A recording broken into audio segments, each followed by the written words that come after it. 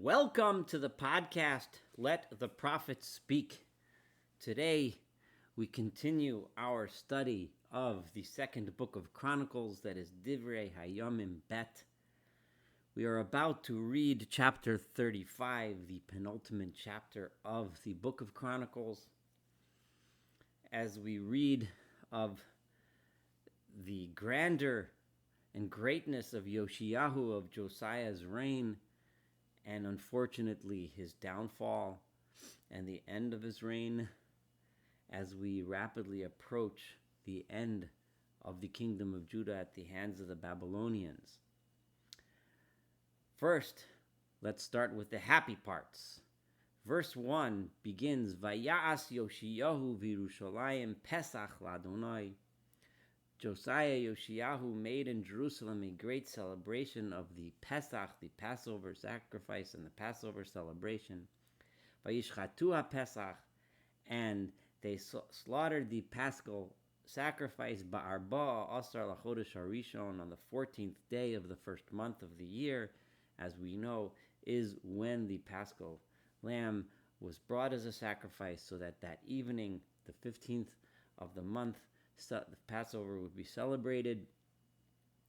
As we read of the special sacrifice of the Passover celebration in Hezekiah's reign, who also renewed the people and brought them back to God. So Yoshiyahu did the same thing. Vayamed haKohanim al mishmorosam, and he reestablished the priests according to their shifts. Vayichaz came, and he encouraged them la'avodas beis Adonai, to serve in the worship in the temple of God. Vayomer la'Leviim, and he said to the Leviim, the Levites, hamavinim, those l'chol Yisrael, those who were skilled in music and in the skills that the Leviim, the Levites uniquely had, hakidoshim la'Adonai, that those who were consecrated to the service of God, to Nu es Aron HaKodesh Babayis Arbona Shlomo ben David Melech Yisrael, place the holy ark into the house which Shlomo, the son of David, the king of Israel, placed in the house of God. Ein lochem maso bakosef, as you no longer carry it from place to place by shoulder. Ata, now, Ivdu es Adonai Elohechem, worship and serve the Lord your God, Ves Amo Yisrael, and his people Israel. The simple understanding of this verse is that for some reason the Aron Kodesh, the holy ark, the Ark of the Covenant, had been taken out of the Holy of Holies, presumably by his predecessors, Menashe and Ammon, who had destroyed and ruined so much of the Beit HaMikdash, so much of the temple. As we just read in chapter 34, they had taken out and gotten rid of, or broken, or allowed it to deteriorate so many of the holy vessels. Presumably this was done with the Ark of the Covenant itself. Maybe it was removed. Maybe somebody had removed it and placed it in safekeeping so that they should not destroy it. But for whatever reason, during their reign, it had been removed, and Yoshiyahu is telling the Leviim to bring it back, because no more will you be carrying it around. Now it will be established and remain in its place. According to the tradition of the rabbis, this command was actually a command by Yoshiyahu to place it in the house, to hide it away in a place on the Temple Mount, because Yoshiyahu knew, based on the prophecy of Huldah, the prophetess that we read about in the last chapter, he knew destruction was coming. So therefore he asked the Leviim to hide it, because no longer will it be carried around to other places, so that it will remain there and survive the destruction. And as the Radak points out, and other commentaries point out, when the king of Babylon took the vessels out of the Beit HaMikdash, of the temple, the Ark of the Covenant is notably not mentioned there, and therefore it seems that they did not take it, they did not find it, because presumably it had been hidden by Yoshiyahu, by Josiah, and according to our tradition it remains hidden somewhere in the Temple Mount, based on this tradition which is hinted at this verse. But regardless, the simple meaning is no longer will it be carried from place to place, no longer will it leave this temple grounds, it will remain here. And according to your groups, your shifts, right, repair and fix, complete the fixing and the establishment of the house of your fathers, right? The house of your, according to the houses of your fathers, according to your shifts, repair it, establish it. Bichtav David Melech Yisrael v'michtav Shlomo Beno, according to the groups and the shifts which were divided up by David and by his son Solomon, his son Shlomo. V'imdu b'kodesh, and stand in the holy places, liflugot beitz ha'avos, according to the groups of your families, la'achechem b'nei ha'am, along with your brethren, those that are members of this nation, v'chalukat beit av la'leviyim, and according to the way the Levitic families were divided, v'shachatu ha'pasach, and slaughter the paschal sacrifice, v'hit kadshu, and sanctify yourselves, v'yachinu la'achechem, and prepare and set up for your brothers, la'asos kidvar Adonai biad Moshe, to do as God had commanded through Moshe, through Moses, his prophet. Vayoram Yoshiyahu levnei ha'am, and Josiah himself set aside for the people tzon kivasim uvnei izim, enough sheep and goats, hakol ipsachim, enough for all set aside to be brought as paschal sacrifices for all of the people that came, all the people that were there. How many sheep did he separate? L'nispar shloshim elef, 30,000 of them, uvakar shlosha salafim, and 3,000 cattle, elem eruchush hamelach, all from the property of the king himself. So the people all had the means to participate because the king donated it to the people. V'sorav l'nedava la'am, and his officers, the officers of the king, also donated to the nation, and lakohanim, to the priests, v'laleviim, and to the Levites, herimu, they also set aside donations. Who were they?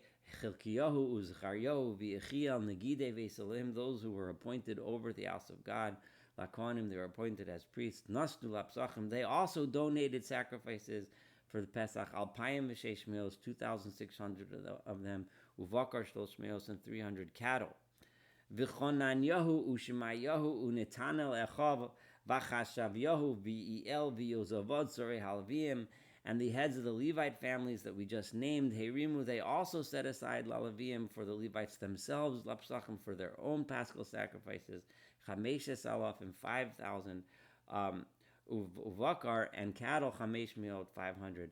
Because of course the Vakar, the cattle, were not brought as paschal lambs themselves, they were brought as other offerings as part of the Passover celebration, other offerings for people to eat and partake of. However, the paschal sacrifice itself had to be from the sheep and the goats. Vatikon ha'avoda, and the service was done in the proper way. Vayamdu ha'kohanim alamdam, and the priests took their places. V'alaviyim ha'machlokosam, and the Levites, according to their groups, k'mitzvas ha'melech, as the king had commanded. Verse 11, Vayishchatu ha'pasach, the paschal lamb was sacrificed. Vayizruku ha'kohanim miyadam v'alaviyim afshitim, the priests sprayed the blood onto the altar as is supposed to be done, and the Levites, they skinned the animals. Vayasiru ha'ola, and they removed the portions that were meant to be burnt, l'sitam l'miflagos l'veitzavos l'vnei ha'am, to place them according to the groups, according to the families, to the people of the nation, la'akriv l'Adonai, to offer them for God, ka'kosav v'sefer Moshe, as is written in the Torah of Moshe, v'chein la'bakar, and similarly was done for the cattle. Vayavashlu ha'peshach ba'esh kamishpat, and it was roasted over an open flame, as is the law, as is written in the Torah. V'yakodshim bishlu, and the other holy things, the other meat, was cooked basiros in pots, uvadivadim, and it's another kind of a pot, uvatzelachot, and in pans like fried, vayaritzu levchol bnei ha'am, and they were rushed out and given quickly to all the peoples to enjoy the feast. And then the leaders themselves and the priests themselves prepared for themselves, because the Kohanim, the ones who were descendants of Aaron, they were busy bringing the burnt offerings and the fats, the portions that are brought to the altar all the way through the night. And the Levites provided for them and for the Kohanim themselves.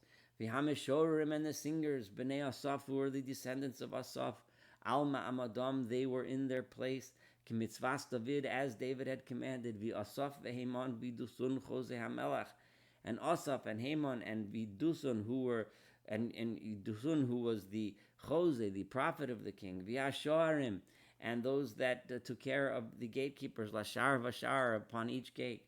Ein lahem lasur me'al avodasam, they did not turn from their work, because the Levites had provided for them, brought the Paschal sacrifice on their behalf, so that when the day's work was over, they were able to sit down to a feast as well. And the entire service of God on that day to bring the Korban Pesach was done properly. V'ha'alot olot al mizbach Adonai, and all of the burnt parts, sacrifices, were brought upon the altar of God, k'mitzvas hamelech Yoshio, as the king Josiah had commanded them. V'yasu v'nei Yisrael anim simetz pesach b'esahi, and all of the people of Israel that came, that showed up, brought the Pesach, the Paschal sacrifice, in that time, v'et chag hamatzos, and they celebrated the festival of matzot, the festival of unleavened bread, Shivat Yomim, for 7 days, as the Torah says. V'lo na'aseh Pesach kamohu b'Yisrael, and a sacrifice of the Korban Pesach was nothing like ever done like this in Israel. Mimei Shmuel Hanavi, from the times of way back, the times of the Samuel the prophet, way back in the times of David, V'chol Malchei Yisrael, and all the kings of Israel, Lo asu Pesach asher asu Yoshio, they had not brought a Korban Pesach, a Paschal sacrifice, as beautifully and as wonderfully as Josiah had done since the days of Samuel. And all of the priests and the Levites and all of Judah and all of Israel, Hanimsa, that were left, right? This is referring to those that came from what was left of the northern kingdom, right? This was the most wonderful Pesach ever since those early days back in the days of Samuel. What it means, there was none like this with full heart, with full soul, with complete dedication. This was the most wonderful Pesach. Now, verse 19, so this is really the height of the beauty and the return to God and the celebration of Josiah and the people before God at the temple. However, unfortunately, we're about to read of a very sad occurrence. And just a reminder, at this time, the kingdom of Assyria was starting to fall. The Babylonians were warring against them, and the Egyptians were warring against the Assyrians. And they met at what's known as the Battle of Carchemish, which is archaeologically well documented, and it's understood a major battle in the demise of the Assyrian Empire. This was all occurring, and of course Judah is in the middle of all of this mess. And the king of Egypt is marching out of Egypt through the land of Israel to meet the Assyrians in battle in Carchemish, which is north of Israel. B'shmona esrei shana l'malchus Yoshio, this is verse 19. In the 18th year of the kingdom of Yoshio, Nasa Pesach Hazeh, that is when this great Korban Pesach happened. Acharei chol zos, however, after all of this that we just discussed before, Asher Hechin Yoshio es Abayis, that Josiah had repaired and fixed the temple, Allah Necho Melech Mitzrayim, the Necho, the king, the Pharaoh of Egypt, went Lihilachem b'Charchemish al Pirat, to wage war at the place of Carchemish, which is on the Euphrates River. Vayetzei likrato Yoshiyahu, and Josiah the king went out to meet the king in battle. Now, Josiah is not really an enemy of Egypt. He's not a party to this war. Why Josiah went to battle, this is something which historians and readers and teachers of Tanakh struggle with the various traditions as to why this is. The rabbis claim that Josiah thought that he had brought the people to a time of peace, a time of greatness, a time of rebuilding their relationship with God, and therefore no army should march through this land, even though it was they were not really party to this fight. But regardless, Josiah made the decision as what was really, even though Judah was ascendant, he was powerful, he was strong, he had a good relationship with the people and God, but in terms of military might, he was a very small time in comparison to the mighty Egyptian empire. Vayishlach Elov malachim leimar. So he, the king of Egypt, sent messengers to Josiah. Ma livolach melech Judah. What is there between me and you, king of Judah? Lo alecha ata hayom. I'm not coming against you. I don't have a problem with you. I couldn't care less about you. You're a little nobody. Gil beit milchamti. I am going to the place where I am about to wage war. Elohim amar levahaleni. And God, in other words, this is God with a small g, my gods are telling me I got to go fast because I have to confront the Assyrians.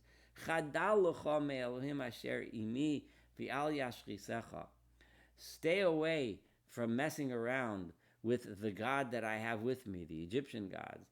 And he will not destroy you. In other words, my gods are telling me I need to go to battle. I'm going through your land. I don't want to destroy you. I don't want to fight with you. Don't meet me in battle. Leave me alone. However, Josiah did not turn around. He still faced the Egyptians in battle. He wanted to fight the Egyptians. He did not listen to what Pharaoh Necho said, right, in the name of his God, the Egyptian God. And he met him in battle in the plain near Megiddo, on the plains of Megiddo. Megiddo is on a hill overlooking a plain, and the plain is where this battle took place. Vayoru hayoru l'melech Yoshiyahu. In order to end this battle quickly, the Egyptian archers, aimed their arrows directly at the king. Vayomer hamelech la'avodav, and the king said to his servants, Ha'aviruni, get me out of here, ki hachalesi ma'od, because I have been wounded terribly. Vayaviru avodav min hamerkava, his servants took him off of his chariot. Vayakivu al rechav hamishna asher lo, then they put him in the wagon of his officer, the second in command, V'yalichur Yerushalayim, and they took him to Jerusalem, Vayamas, and he died of his wounds. Vayikaver b'kivros avosav, and he was buried in the places where his ancestors, the other Judean kings, were buried. V'chol Yehuda v'Yerushalayim mitablim al Yoshiyahu, and all of Judah and Jerusalem mourned over the death of their beloved king Josiah. So that ended, unfortunately, in a very tragic way, in what seems to be a death that could have been avoided, that did not have to happen. For some reason, Yoshiyahu stood up against a much mightier army than he, in an instance where he did not need to. And then we learn, Vayikonein Yirmiyahu al Yoshiyahu, and Yirmiyahu lamented, Jeremiah, who was the prophet at the time, lamented the death of Josiah. V'yomru chol hasorim v'hasoros b'kinosehem, and all of the officers. I'm sorry, I read this wrong. Kol hashorim v'hashoros, all of the male and female singers sang laments and memorial poems al Yoshiyahu regarding the death of Yoshiyahu. Adayom, until today, we sing the songs. Those who have participated in the keynote, in the literally the same words we're using here, keynote tehem, the keynote which we say on Tisha B'Av in the liturgy of the ninth day of Av, we we still to this day recite poems over the death of Josiah. Yisrael,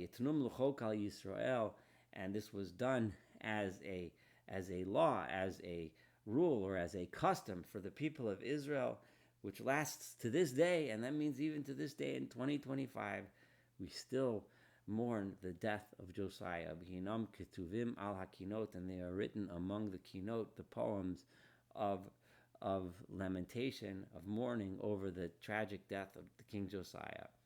V'yeter divrei Yoshiyahu v'chasadov ka'katuv b'Torat Adonai, and the other events and the other things that happened during the career of Josiah and the great kindnesses that he did,